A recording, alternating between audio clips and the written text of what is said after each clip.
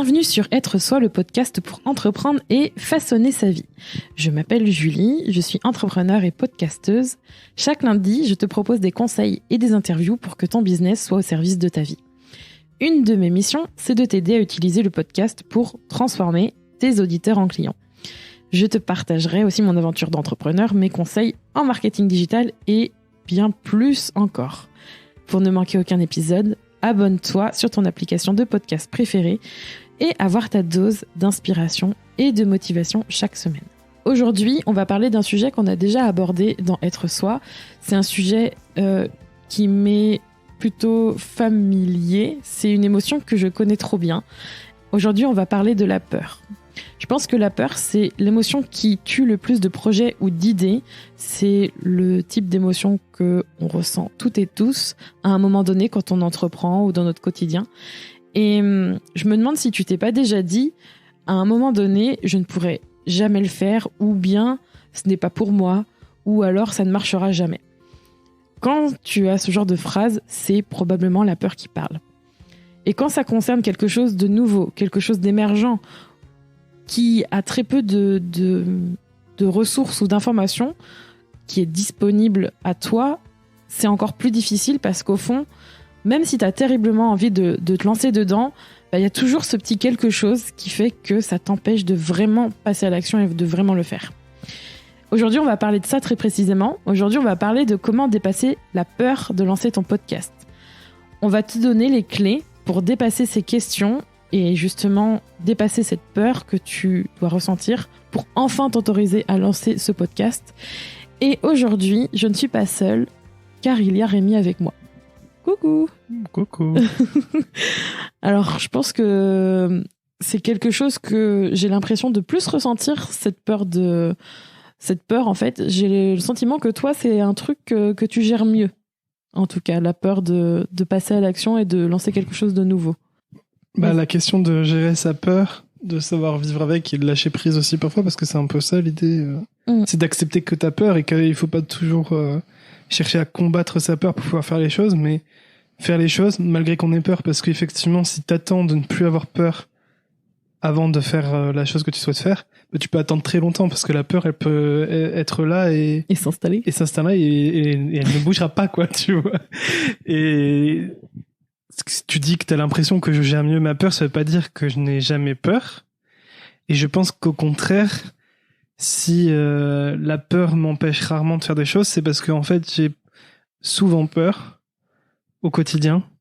Je pense qu'il y a une grosse question de personnalité. Peut-être que toi, dans ton quotidien, t'as rarement peur. Quand tu vas, quand tu fais des choses normales, entre guillemets, quand tu vas dans la rue, que tu vas chez ta boulangère, que t'appelles quelqu'un au téléphone, que... T'es en train de dire tous les trucs que toi t'as peur, c'est ça? C'est pas que ces idées-là me font peur, c'est juste que, concrètement, lorsque ces situations arrivent, et que je dois appeler quelqu'un au téléphone, ça me met en situation de stress, quoi, et c'est pas un stress qui vient de... genre un stress parce que t'as beaucoup de choses à faire ou je ne sais pas trop quoi. C'est un stress parce que ça me fait peur. Ça me fait ressentir de la peur. Et comme, on n'est pas là pour faire un épisode sur la thérapie cognitive pour ne plus avoir peur dans sa vie, c'est pas la question. Mais c'est juste pour dire qu'effectivement, comme j'ai souvent peur au quotidien, et depuis toujours, j'ai appris à l'accepter, en fait. C'est ce que je disais, lâcher prise sur ma peur, parce que si je la laissais me paralyser, je n'aurais jamais rien fait, j'aurais jamais appelé qui que ce soit au téléphone, j'aurais jamais pu demander une baguette de pain à ma boulangère. Donc à un moment donné, c'est aussi des questions de, je dirais pas de survie, mais bon, effectivement, si tu veux manger du pain, ça veut pas dire que si t'achètes pas du pain, tu vas crever de faim, mais si t'en as envie et que tu veux manger ça, au bout d'un moment, il faut bien que tu le fasses malgré ta peur. Donc j'ai appris à faire les choses malgré la peur, malgré qu'elle soit là. Et puis c'est tout. Donc du coup, dans des choses qui sont moins du quotidien, comme tes sujets, comme tu peux le dire, lancer son podcast ou toute autre chose, des choses qui sortent de l'ordinaire, qui te demandent de sortir de ta zone de confort pour lancer une nouveauté, pour découvrir quelque chose que tu ne connais pas. Moi, ça me renvoie juste à des moments de ma vie, du quotidien. Donc, ça m'étonne pas. Enfin, je sais pas, j'ai pas l'impression de vivre un truc que j'avais pas l'habitude de vivre et de me dire merde, qu'est-ce que je fais? C'est normal. Voilà, ouais, c'est mon quotidien, quoi. Donc, la peur, elle est là. C'est pas grave. Maintenant, il faut quand même avancer. Ouais, c'est important. En fait, c'est pas grave d'avoir peur. C'est ça qu'il faut se dire, je pense. Oui, c'est normal.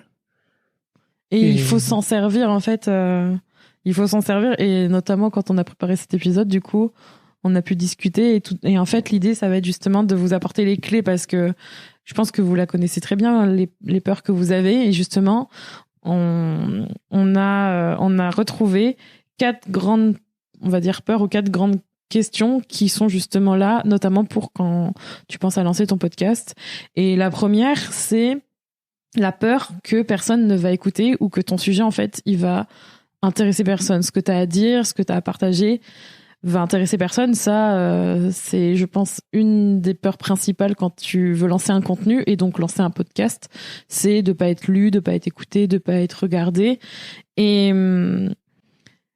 Et en fait, je comprends cette peur aussi, notamment par rapport au podcast. Comme je le disais, c'est encore nouveau à l'heure où on fait cet épisode. On est en 2020, c'est encore récent. Le podcast, c'est quelque chose d'émergent. Il n'y a pas beaucoup d'exemples. Non, techniquement, c'est pas si récent que ça. C'est encore récent, l'émergence. En fait, actuelle. Ça existe depuis très longtemps. C'est juste que ça revient à la mode et que c'est vraiment un contenu qui correspond à nos besoins, à nos attentes, à nos fonctionnements. Enfin, ça revient. Et en France, ça commence doucement à vraiment se mettre en place que très récemment. Ouais, c'est dans le sens où quand tu compares aux États-Unis, par exemple, où c'est vraiment un truc énorme. En France, effectivement, on est aux prémices, quoi. Et du coup, le fait que ce soit encore, on va dire, peu écouté, on a l'impression que... Enfin, peu écouté. Comme on a l'impression que c'est un média qui est récent, alors que ça ne l'est pas, on a l'impression, en fait, que du coup, il va manquer plein de ressources. Enfin, on sait pas trop comment faire, on sait pas trop... Si c'est vraiment écouté, c'est encore très flou. C'est pas comme sur YouTube où tu vois, il y a le nombre de vues. On a plus de recul encore, on a plus d'expérience. Même au quotidien avec ton entourage, étant donné que c'est quelque chose qui est émergent, parfois, personne n'en parle forcément autour de soi. En fait, finalement, il y a plein de gens qui écoutent des podcasts, mais qui vont pas forcément dire j'ai écouté ce podcast, ou alors tiens, c'est quoi le podcast que t'as écouté? Alors que par exemple, comme tu dis, tu compares avec YouTube. Ça arrive plus régulièrement qu'on dise je suis allé sur YouTube ce week-end, nanana, tu vois, écouter un peu ce que t'as fait sur YouTube, mais niveau podcast, ça se fait moins. Donc, étant donné que personne n'en parle dans son entourage, tu peux avoir l'impression que personne n'écoute. Et pourquoi, du coup, s'il y a très peu de personnes qui écoutent, pourquoi quelqu'un écouterait le tien si jamais t'en lances un? Et aussi, d'un point de vue extérieur, quand on peut comparer ça à, par exemple, sur certains articles de blog, on peut voir le nombre de personnes qui ont lu quand on regarde un blog, et sur une vidéo, on peut voir le nombre de vues, le nombre d'abonnés. Sur les podcasts, c'est que on le voit pas, ça encore. Ça arrivera peut-être. Donc du coup, je pense pas. Parce que déjà, on en parlera. Mais tu vois déjà qu'il y a pas mal de réseaux sociaux qui veulent s'éloigner de ça, genre Instagram, qui veulent virer les nombres de likes, etc. On fera un épisode spécial nos prévisions, mais ça, c'est pas le but d'aujourd'hui. Mais en fait, on voit pas en fait réellement, on voit pas réellement en fait les retours que sur investissement, on voit pas forcément. Et du coup, c'est vrai que on se dit finalement, il y a peut-être personne qui va m'écouter, il y a peut-être personne qui va écouter ce que j'ai à dire, et en fait peut-être que ce que j'ai à dire c'est déjà pas intéressant. On a aussi un peu ce syndrome de l'imposteur, mais faut savoir que déjà, si les personnes écoutent des podcasts, nous par exemple avec Être Soi, on a fait plus de 500 000 écoutes en l'espace de 2 ans, donc c'est énorme, et ça augmente tous les ans parce que forcément il y a de plus en plus d'épisodes, et du coup on attire plus en plus de personnes, ça grossit de semaine après semaine, mois après mois. Donc si il y a des personnes qui écoutent, et il faut savoir aussi que si tu te poses la question de oui mais en fait mon sujet il va pas intéresser, c'est le podcast, c'est un média. Faut le voir comme une boîte, en fait. Comme la vidéo, comme un blog, c'est un média. C'est la façon de transmettre de l'information et ton contenu. Et en fait, c'est une question d'axe à trouver, mais tous les sujets peuvent être traités sur le podcast. Tous les sujets sont exploitables et il y a toujours un axe à trouver pour que ça puisse répondre aux attentes de ton audience. Parce qu'en fait, c'est ça qui fait qu'un podcast est vraiment écouté, c'est quand ça répond spécifiquement à ce que ton audience attend. Mais en fait, au final, c'est un média. Alors, c'est pas un média comme un autre parce qu'il y a des spécificités, mais c'est un média, c'est juste la forme. Le fond, tu peux toujours trouver un axe pour justement traiter un sujet. Et je sais pas moi. Mais ça demande aussi une stratégie. Exactement. Parce mais que tu fasses un blog ou une chaîne YouTube ou n'importe quoi, tu peux poser un contenu là sur Internet. C'est vrai. Mais si tu fais pas une stratégie pour que ce contenu soit vu, lu ou écouté, bah effectivement, il y a peu de chances que des gens tombent dessus par hasard, même si effectivement ça arrive, parce que c'est une partie des joies d'Internet, c'est que tu t'y perds facilement et que tu peux tomber sur des trucs comme ça. Mais sans stratégie, effectivement, c'est compliqué de construire une réelle audience. Donc, oui, c'est sûr que si on est dans cette idée de je vais lancer un podcast. Ouais, c'est clair. Mais j'ai peur que ça soit écouté. Oui, c'est sûr que si tu lances juste, entre guillemets, un podcast, effectivement, il y a peu de chances qu'il soit écouté parce que même si on dit que c'est émergent et qu'il n'y a pas forcément énormément de podcasts français, il y en a quand même quelques-uns. Il y en a quand même de plus en plus. Donc, c'est sûr que les gens, ils vont pas forcément tomber dessus si tu ne fais rien pour qu'ils tombent dessus. Donc, si tu as peur que ton podcast ne soit pas écouté, bah, il suffit de construire une stratégie pour que ton podcast soit écouté. Et ça marche sur tous les autres médias, contenus. Comme tu dis. Que ce soit les articles de blog, les chaînes YouTube, c'est une question de stratégie de communication. Et d'utilisation de ce que tu en fais, mais en tout cas, ça peut fonctionner. Donc, peur numéro 1, check. Vu le nombre de personnes qui sont sur Internet, il n'y a aucune raison que tu trouves personne qui pourra écouter ce que tu fais. C'est impossible, il y a forcément quelqu'un qui aimera. Et qui sera intéressé par ton sujet, même si c'est par exemple comment apprendre à monter les poneys d'Amérique. Ouais, c'est une peur aussi qui revient souvent, cette idée que mon business ne va intéresser personne, alors pourquoi je ferais un podcast pour en parler, quoi. Qu'est-ce que je peux bien raconter? Alors que, en fait, si. Ça, ça fait partie notamment de la peur numéro 2, qui est de pas trouver assez de contenu aussi pour ces épisodes de podcast. C'est genre, ouais, mais en fait, j'ai rien à raconter, je sais pas qu'est-ce que je vais dire, j'ai rien à dire. Finalement, déjà, le sujet en lui-même, enfin, n'importe quel sujet peut être intéressant, et c'est un peu la théorie de l'enseignement aussi. Toutes les matières en soi ont le potentiel d'intéresser tout le monde. Alors après, dans notre vécu, bah oui, on se dit, alors moi j'ai moins aimé les maths, je préférais l'histoire ou je sais pas quoi, mais finalement, si on se remet un peu dans cette époque, on se rend compte que ça dépendait surtout du professeur qui racontait son cours, quoi. Et pour les podcasts, c'est exactement la même chose. Il suffit de trouver un axe de communication pour traiter ton sujet via le podcast qui pourra attirer l'intérêt. Et n'importe quel sujet peut être intéressant, il suffit juste de l'incarner et de vraiment transmettre sa personnalité aussi, parce que au-delà du sujet, bien sûr, qui est important, les gens, ils s'attachent aussi à la personnalité qui anime le podcast.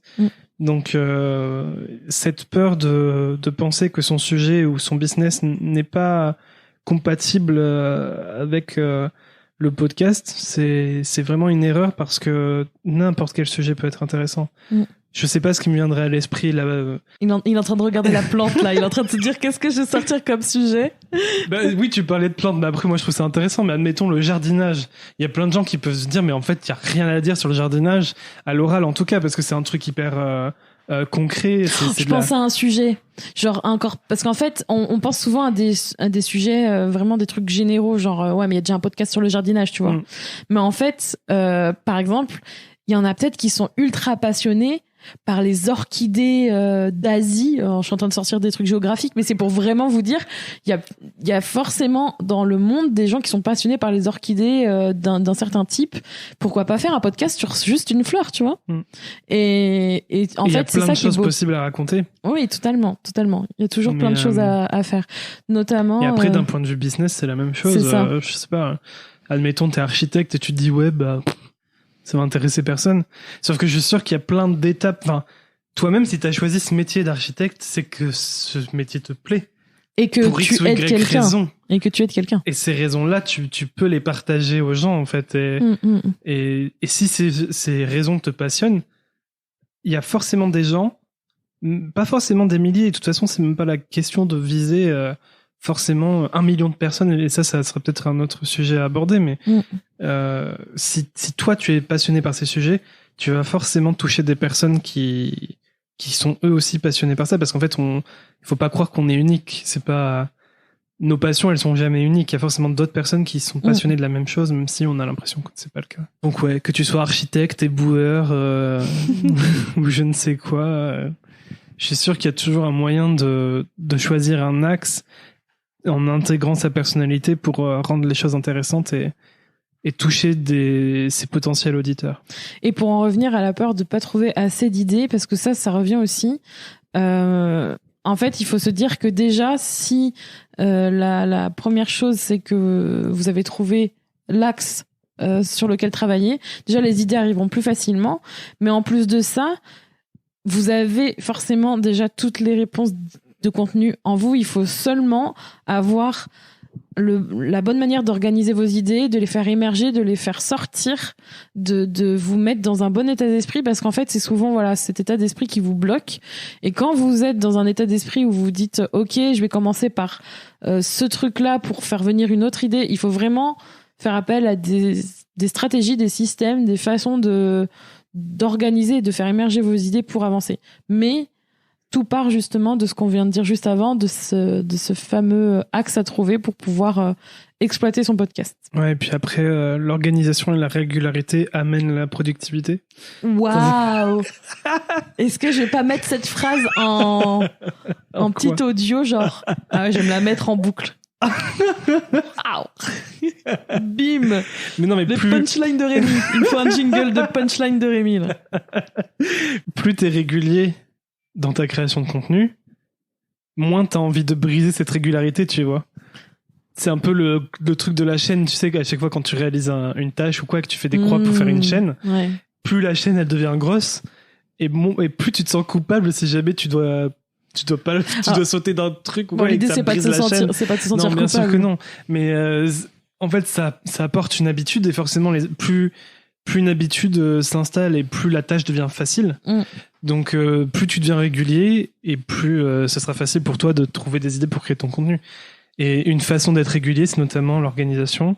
Alors c'est très difficile de le dire pour moi parce que si vous avez écouté des précédents épisodes, j'ai notamment dit que l'organisation et moi, c'est pas un couple heureux. Mais j'ai conscience que c'est un outil important dans certains aspects. Et après, voilà, il faut trouver une organisation qui fonctionne pour soi, quoi. Si tu es régulier, si tu es organisé, je pense tu ne seras jamais à court d'idées. L'autre peur qui revient régulièrement, et ça je l'entends souvent quand vous m'envoyez des messages en privé, c'est la partie technique. Vous avez été très nombreuses à venir vers moi en me disant « Mon Dieu, mais comment faire pour monter, enregistrer ?» Enfin, vraiment, c'est le truc, je trouve, qui revient très régulièrement, que le côté technique te dépasse totalement. Et moi, quand j'entends ça, je comprends, parce que évidemment, quand on connaît pas quelque chose et qu'on le maîtrise pas, ça nous paraît insurmontable, surtout quand c'est des choses qui sont plus techniques. Mais ce que je réponds très souvent, c'est que c'est probablement le truc qui fait le plus peur, mais c'est aussi le truc qui est, entre guillemets, le plus simple à régler, parce qu'en fait, évidemment, il faut que vous puissiez voir comment faire, pour pouvoir maîtriser le montage, pour pouvoir maîtriser l'enregistrement. Il faut avoir les bonnes ressources pour apprendre ça.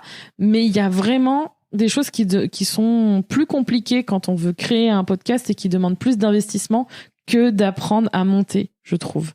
Et il faut pas se laisser dépasser par la technique, parce qu'en fait, c'est quelque chose qui va vous demander certes un peu de temps au départ, mais en fait, c'est comme apprendre à faire du vélo. Au départ, ça nous paraît insurmontable, ou apprendre à conduire. Ça, c'est le truc, tu vois, on se dit, mon Dieu, je vais jamais y arriver. Et en fait, forcément, à force de s'entraîner, on y arrive, et en ayant les bons instructeurs, en ayant les bonnes ressources, on y arrive beaucoup mieux. Et comme tu le dis, la régularité, c'est aussi la régularité dans la pratique. Au final, si on sait comment faire et qu'on nous montre comment faire, ça va beaucoup mieux. Et c'est pour ça que du coup, on fait la formation Podcast ton business. Mais au final, j'ai vraiment le sentiment que la technique s'est montrée comme quelque chose de très compliqué. Alors que pour le podcast, je trouve que c'est beaucoup moins compliqué que ça n'y paraît. Forcément, quand t'as pas les connaissances et que la chose en question n'est qu'un mystère pour toi, forcément que ça paraît compliqué, alors que finalement, une fois que tu te plonges dedans et que tu rassembles les informations dont t'as besoin, etc., bah tout de suite, ça paraît moins compliqué parce que ça ne l'est pas en nature. Par nature, c'est pas compliqué, quoi. Donc, tout ce que ça demande, c'est un investissement en temps. Et si tu as envie d'investir en temps sur ce sujet, bah forcément que tu vas vite t'en dépatouiller et avoir ce que tu as besoin et ce qui est nécessaire pour surmonter les problèmes techniques que tu peux rencontrer. Mais pour moi, c'est vraiment qu'une question de temps. Il y a peut-être un côté financier si tu veux investir directement sur des choses comme des logiciels de montage un peu plus poussés qui seraient payants, mais il existe quand même des logiciels gratuits. C'est pareil, si tu veux commencer direct avec des micros qui sont haut de gamme, bah oui, ça peut être un investissement financier, mais tu peux très bien commencer par ton téléphone ou le micro de ton ordinateur. Il y a vraiment plein de possibilités. Et même au niveau du montage, si tu es à l'aise à l'oral, il y a des gens qui arrivent très bien à enregistrer d'une traite et ne pas avoir besoin de montage. Bon, nous, c'est pas forcément ce qu'on vous conseille, effectivement, parce que c'est important de monter, notamment pour ajouter des introductions, des conclusions. Donc, même si quand vous enregistrez votre épisode, vous pouvez le faire d'une traite, je pense que vous allez pas vous amuser à lancer une musique pour l'enregistrer avec votre micro, pour faire la musique d'introduction, etc. Ça serait un peu bizarre et particulier. Mais bon, dans tous les cas, le montage, c'est vraiment pas le plus compliqué, hein. Il suffit de prendre un peu de temps pour se renseigner sur le logiciel que vous souhaitez utiliser et c'est bon. Souvent, on se focalise sur ça d'ailleurs. On se dit, mon Dieu, la technique. Alors, et du coup, on néglige tout ce qu'il faut faire en amont parce qu'en fait, on voit que la partie qui nous semble compliquée, en fait, le côté montage, enregistrement, matériel, etc. Alors qu'en fait, en amont, il y a aussi un travail important de fondation à faire pour justement que ton podcast, il aide ton business. Honnêtement, c'est hyper important de travailler aussi tout ce qui est par rapport à ton audience, ton contenu, c'est très très important pour ton podcast. Je dirais même au départ plus important que la technique pour commencer. Et si vraiment ça devient un souci, le montage, la post-production, que pour toi c'est genre comme moi quand j'ai commencé mon business, je me suis dit mon Dieu, mais la comptabilité, mais alors jamais je ne le ferai. J'embaucherai quelqu'un direct pour faire tout ça. T'as pas envie de t'investir. Ah ouais non mais t'as pas envie d'investir ton temps. Un minimum en fait, tu peux le faire un minimum, mais tu veux pas faire tout le gros. Et bah tu peux déléguer. Ça existe aussi, de déléguer le montage, déléguer le traitement audio, déléguer, tu peux même déléguer l'enregistrement, mais je le conseille pas. Je pense que toute la partie montage, etc., ça, tu vois, tu peux le faire. Nous, c'est ce qu'on fait avec notre studio de podcast qui s'appelle Kinoko Podcast. Et on aide notamment des podcasteurs et des podcasteuses qui utilisent le podcast pour leur business. On s'occupe de la post-production. Et ça, c'est envisageable, en fait. Tout dépend de l'investissement que tu veux faire. Tout dépend où tu en es aussi dans le processus de ton podcast. Mais il y a toujours une solution. C'est ça qu'il faut se dire. Il y a toujours une solution. Et la dernière peur, c'est cette peur d'investir pour rien dans ton podcast, en fait, de se dire, c'est bien beau, mais je vais commencer à acheter du matériel, peut-être acheter des logiciels, investir du temps.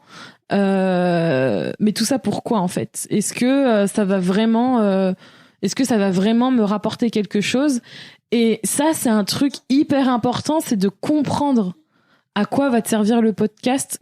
Il faut se poser en fait une simple question. Qu'est-ce que j'attends de mon podcast? Qu'est-ce que t'attends de ce podcast, en fait? Si tu as envie, justement, d'utiliser le podcast dans ton business, que tu ne sais pas forcément comment il peut être intégré et que tu saisis pas forcément comment c'est possible, justement, que ton audience soit tes clients. D'ailleurs, c'est pour ça qu'on a créé une ressource spéciale pour toi qui s'appelle le plan pour convertir tes auditeurs en clients. N'hésite pas à télécharger ton plan, c'est gratuit, disponible dans les notes de cet épisode. Et franchement, il faut savoir qu'en fait, le podcast, oui, ça peut générer de l'argent. C'est tout à fait possible. Nous, aujourd'hui, c'est l'une de nos principales sources de revenus. On s'en sert pour vendre et il y a aucun souci avec ça, en fait. Mais il faut quand même que tu te demandes qu'est-ce que j'attends vraiment de mon podcast? Est-ce que c'est un podcast vraiment pour ton business que tu veux lancer? Est-ce que c'est juste pour le plaisir de lancer un podcast? Mais si tu veux investir dans ce média-là et que tu en attends quelque chose de spécifique pour ton business, sache que, en tout cas, l'investissement vaut le coup, car oui, tu peux convertir en tout cas ton audience en client. Mais c'est sûr que déjà, il faut avoir une sensibilité avec le podcast. Parce que lancer un podcast juste parce qu'on a entendu dire que Absolument. Ça pouvait être rentable, etc., c'est pas forcément une bonne idée. Donc il faut déjà que ce format t'intéresse. Mais bon, j'imagine que si tu nous écoutes, c'est que le format t'intéresse un minimum. Oui, parce qu'il faut déjà en écouter, je pense, à un moment donné pour comprendre un peu déjà qu'est-ce que c'est, etc. Mais après, on en revient à ce truc de comme n'importe quel autre médium, que ce soit YouTube, les blogs, même les réseaux sociaux. Ce sont toujours des canaux qui peuvent convertir en clients, en fait. Tous les uns que les autres. Et forcément, dans le monde idéal où nos journées font pas 24 heures, mais 3 fois plus, et ben, je sais pas si c'est très idéal, en fait. Tu fais une chaîne YouTube, tu fais un podcast, tu fais un blog, tu fais tout, quoi. Et là, forcément, tu vas attirer des clients de partout. Et ça peut être aussi un objectif de développement pour ton entreprise que, à force de croissance, tu puisses t'investir sur ces différents canaux-là, notamment en déléguant ou d'autres façons. Mais c'est clair que plus tu as de canaux pour convertir, plus tu vas avoir un retour sur investissement. Mais le podcast, c'est clairement un canal comme un autre. En fait, il est pas pire que YouTube, il est pas pire que le blog. Il a autant de potentiel pour convertir.